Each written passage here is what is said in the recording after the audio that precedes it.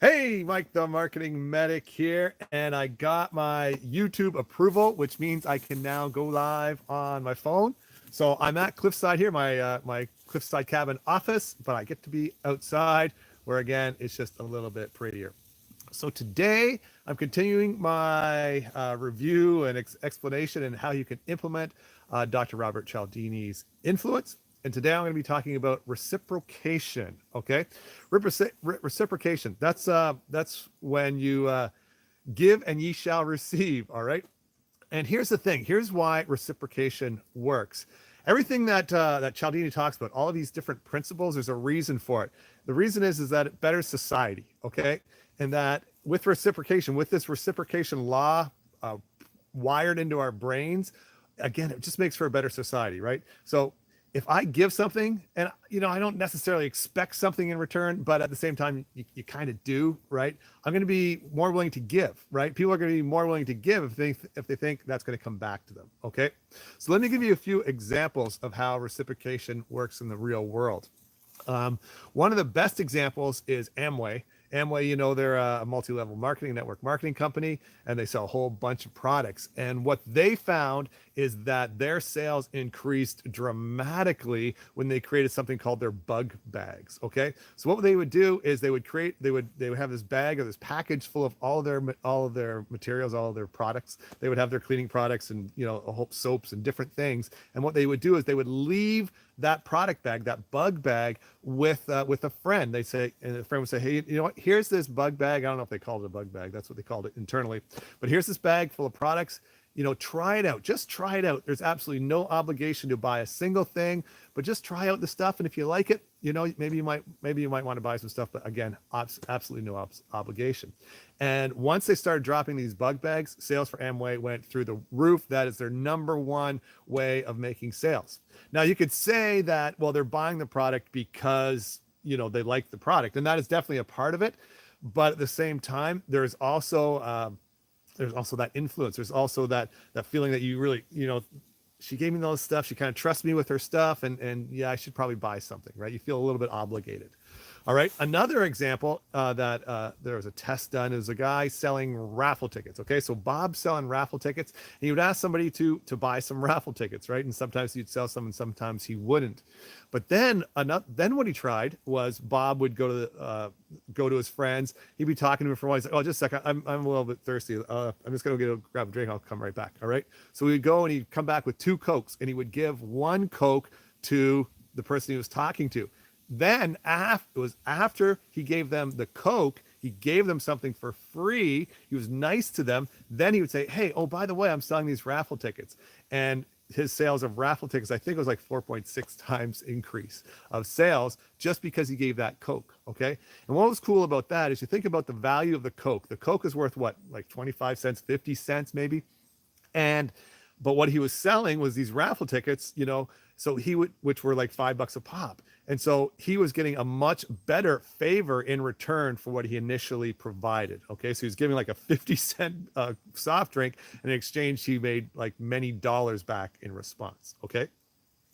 Another example that you may have experienced, I don't know if it's still happening today, but it was big in the 70s and the 70s, especially in the 80s a little bit, was the Hare Krishnas. They'd be at the airport. So the Hare Krishnas, they would go to the airport and they would ask people for money to fund their religion, right?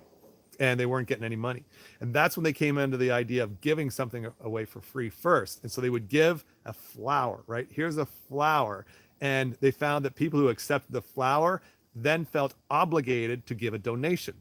So that was pretty cool. But what's more interesting about that is that even people who didn't want the flower, because they were pushy, those Hare Krishnas, right? They would say, "Oh, here's a flower, as a gift." And the guy was like, "No, no, no, I don't want it." He's like, "No, here's a flower." "No, no, I don't want it." He's like, "Here's a flower." He's like, "No, no, I don't want it." And they would make him take the flower. Once he took the flower, he's like, "Oh, geez." And he reached in his pocket and give him a buck. Even though he didn't want the flower, even though he fought the flower, he still had that reciprocal obligation to repay the debt of something he didn't even want in the first place. Okay. Now, another example of reciprocation is in concessions. Okay.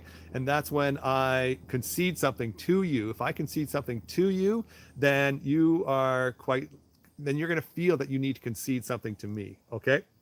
So here's an example of that, and it's similar to the raffle one.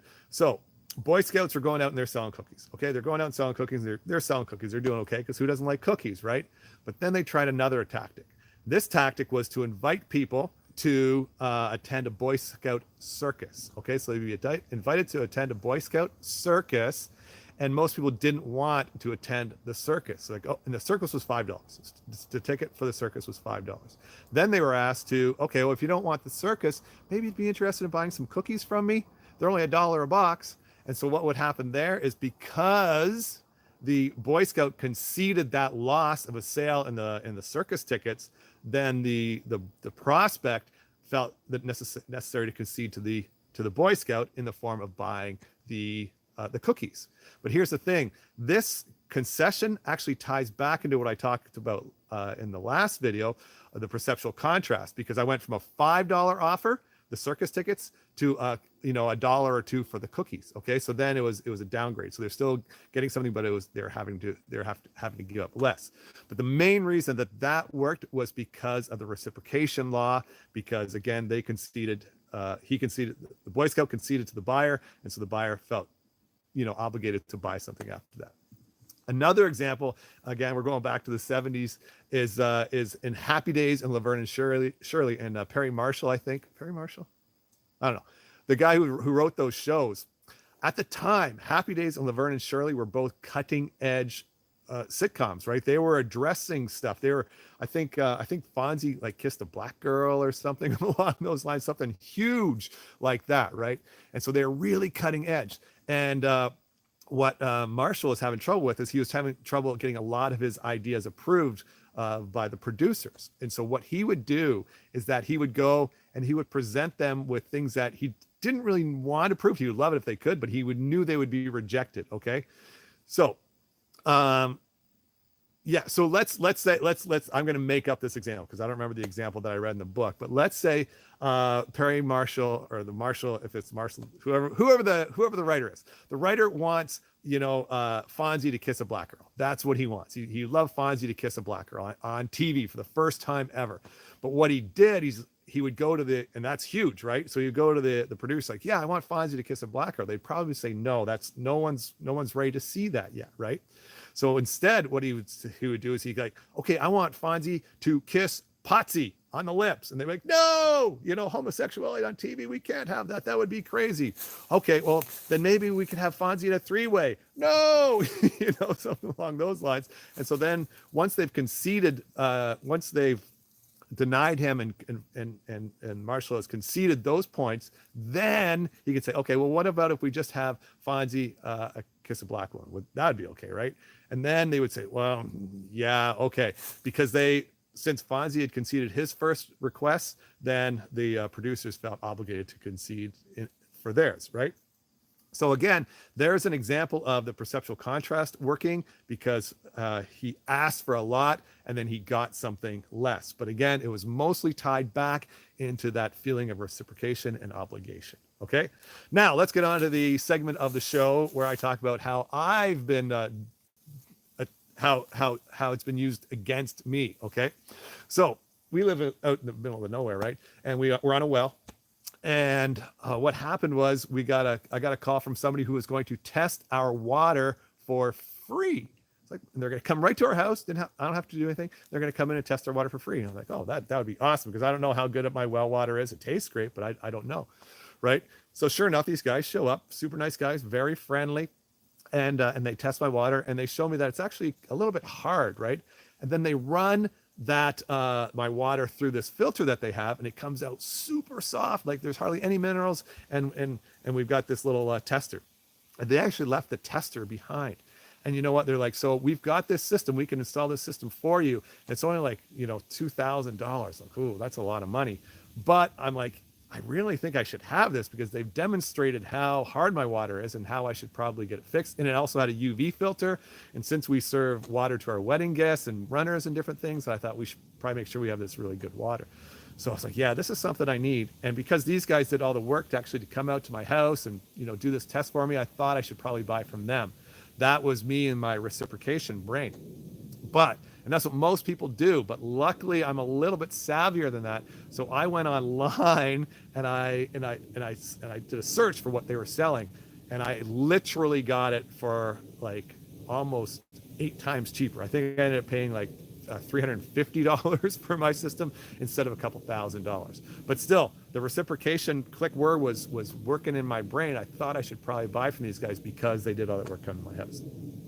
Now, how have I used the reciprocation law? Now, this is pretty ninja, and I'm pretty happy with this, because what happened is a few years back, I was doing my stuff with ClickFunnels in Russell's Inner Circle. I was getting amazing results, and Russell offered to fly me out to Boise, put me up in a hotel, and all I had to do in return was create a video testimonial for him, like a professionally shot video testimonial. So that's what I did. I got on the plane, went to Boise, did the video for him.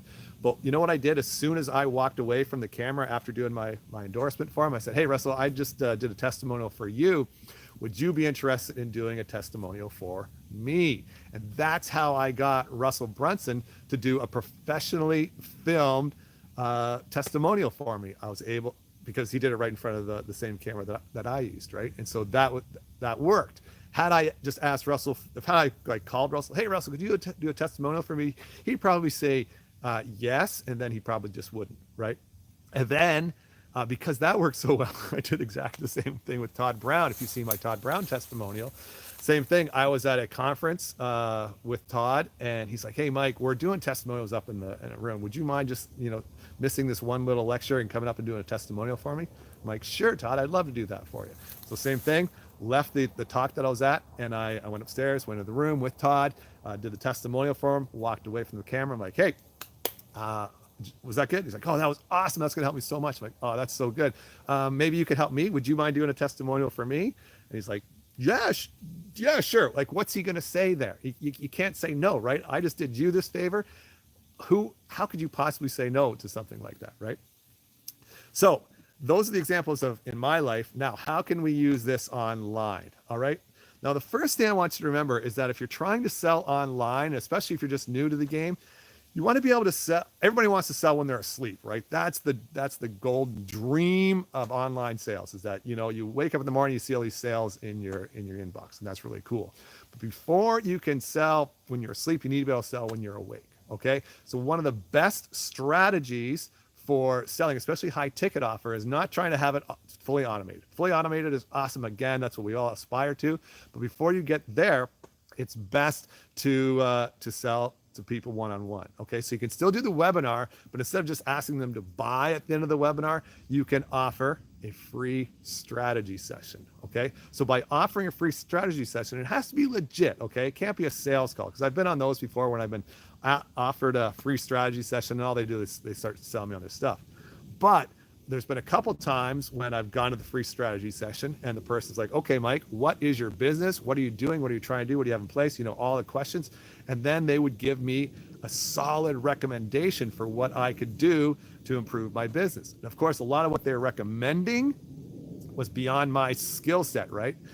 But it made so much sense that I needed to do that if I wanted to improve my business. So and because these guys pointed out to me, because these guys have been so nice, so friendly, so helpful, again, I've got that obligation. You just helped me so much, and if I'm going to advance with my business, if I'm going to hire somebody, I should hire you guys. Okay, so that's one of the examples. Another thing that I have used that's worked really well for me is in the different groups, okay, in the different Facebook groups. I will quite often go in and help somebody. If somebody posts a question, if somebody says, oh, can you review this for me, then I will do that. I will give them some really high quality feedback on what they're asking for. And, sometimes I just leave it and let it go and just let it ride. But sometimes if I know who that person is, as soon as I give that piece of advice, and as soon as they respond to me and say, hey, thanks, Mike, that was super helpful, then I will PM them. I'm like, hey, I'm so glad I was able to help you. I was wondering if you could do XYZ for me. And again, in that situation, at that point in time, there's no way they can possibly say no. Okay. Now, here is one of the things, though, about the reciprocation. And back in the days of Cialdini, not that his book's that old, but I think nowadays people are expecting things for free.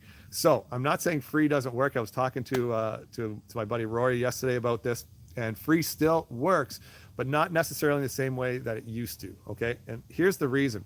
Like when you go to Costco now, there's all those free samples, right? And you eat one of those samples, you don't feel obligated to buy the sample, do you? Like you might buy you might buy the product if you enjoy the sample, but you don't feel obligated to buy it, right?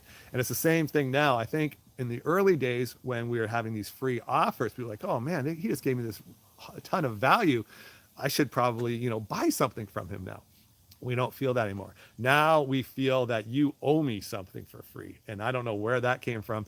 And the proof of that was on my radio, TV morning show. So I listen to the radio in the morning when I'm in the gym, and it's a younger woman with two old guys. Those two old guys actually just retired. That's how old they were. Anyway, she was talking about an app, a sleep app where Matthew McConaughey would read bedtime stories to you, right? And you would fall asleep to that. And she was so angry because when she downloaded the app, she found out that Matthew McConaughey wasn't one of the people reading the bedtime stories. There was other people reading stories, but Matthew wasn't one of them. If she wanted Matthew to read the story, she was going to have to pay, $6 a month or $7 a month or whatever. And she was livid that she would have to pay for Matthew to read these bedtime stories to her. And the old dudes, they're like, why would you expect that for free, right? That didn't make any sense to them because they're from a different era where they don't expect to get stuff for free. They're like, these app people, they had to build the app. They probably had to, pay Matthew McConaughey to read these stories. They had to pay for advertising to get you to get the app. They're paying for some sort of bandwidth somewhere. They don't know, right? But they're paying all this stuff. So why should you get it for free? And that's, again, the old mentality. I think that's a lot of what Cialdini's studies were looking at. But nowadays, especially online, we're looking at a lot of stuff for free. We expect it, right? And so that's why I'm saying that to really make reciprocation work, it's better in a human interaction, okay? So that's where the strategy session works. That's where if you leave a message in a Facebook group and then you PM them right away, that's more one-on-one, right? That's human interaction. But we're quite happy nowadays just to go online, scoop up all the free stuff we can, and never think about that person again. There's no obligation holding. All right, guys. So I hope that was helpful. My next YouTube live is going to be Monday morning at 9:30 Eastern Standard Time. And in that one, I'm going to be talking about commitment and consistency. And this is my favorite one. I've got some super awesome ninja tactics for how you can actually apply that to your business. All right, guys. So there we go. That's it. There may be some links below that you can click and learn more and get more information. All right, guys. Thanks for watching, and I will see you in the next video. All right. Bye-bye. Oh, I do not know how to turn this off on my phone. I've got no idea. No idea. Oh, here's this. Seriously, how do I turn this off? Uh-oh.